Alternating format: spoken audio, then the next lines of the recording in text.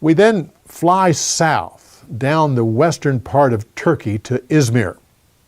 I can almost predict it will be a sunny day when we get there, because the city has 300 sunny days every year. We know the city by its ancient name, Smyrna, one of the churches of Revelation. Here's a map of those 7 churches in Asia. The dotted line shows the mail route of that day. The letters to the 7 churches were given in the order of the mail route. Well, we're going to travel a little bit different route. We'll start at Smyrna because we'll fly into its airport. We'll put Pergamum last when we're heading to Troas. So our order will be Smyrna, Thyatira, Sardis, Philadelphia, Laodicea, then we'll stop by Colossae because it'll be close, Ephesus, and then Pergamum, and a few other interesting stops along the way. Now, back to Smyrna. In some of the sites we visit in Turkey and Greece, the modern city has moved to a different location, leaving the ancient city available for archaeological excavation, like Ephesus or Corinth. Well, that's not the case for Smyrna. Izmir was built right on top of the old ancient city. In fact, it's built on top of 32 civilizations. Today, it is the 3rd largest city in Turkey with over 3 million people. It is a university city and is known as the Pearl of the Aegean Sea.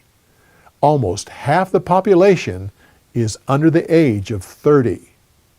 So what they have done is dedicate a few square blocks to expose a small portion of the city of Smyrna.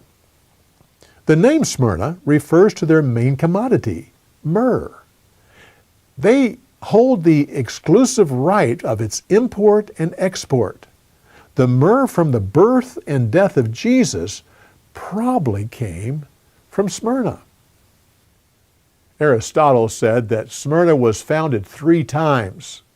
Originally, it was founded in the 11th century BC.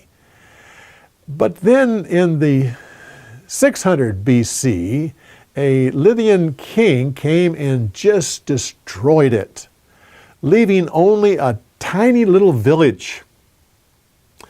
It stayed that way until finally in 290, Alexander the Great came, and he had a dream that he was to build the city to be a spectacular place in all of that area. Finally, the Romans came and made it a wealthy and beautiful city, building it up to about 200,000 people.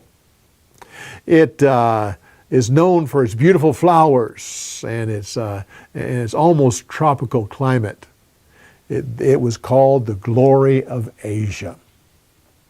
They said of themselves, "We are a city who once was dead and have now come to life.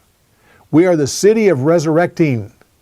We were dead, but then we were made alive to a much better life." Jesus uses this theme throughout his letter to the church. It was the best seaport in the Roman world. It was the closest port to Europe, straight across the sea from Athens. In 26 AD, Emperor Tiberius chose Smyrna to be the temple warrant for the cult of Tiberius. By the time of the writing of Revelation, emperor worship had become mandatory. Every Roman citizen, at least once a year, had to burn incense to the Godhead of Caesar. When they did, they were issued a certificate that gave them the right to buy and sell. Well, the people of Smyrna were openly hostile to the Christians because they refused to worship Caesar. The Jewish population of Smyrna also hated Christians and kept stirring up pagans against them. Revelation refers to the Jews in Smyrna as the synagogue of Satan.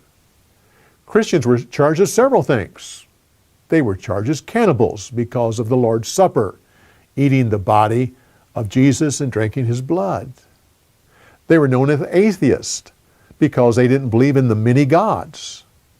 They were accused of being disloyal to the government because they refused to burn incense to Caesar. In 155 AD, Polycarp, the bishop of the church, was martyred at Smyrna at the age of 86. His crime? Not burning incense to Caesar. He had been a student of John. He said this, 86 years I have served him, and he never did me wrong. How then can I blaspheme my king who has saved me? When they tried to burn him at the stake, the flames wouldn't touch him. They finally had a soldier thrust him through with a spear. Well, read the letter of Jesus to Smyrna in Revelation 2, 8 through 11. It is the shortest message of the 7. It is one of 2 that receive no rebuke from the Lord and no call for repentance.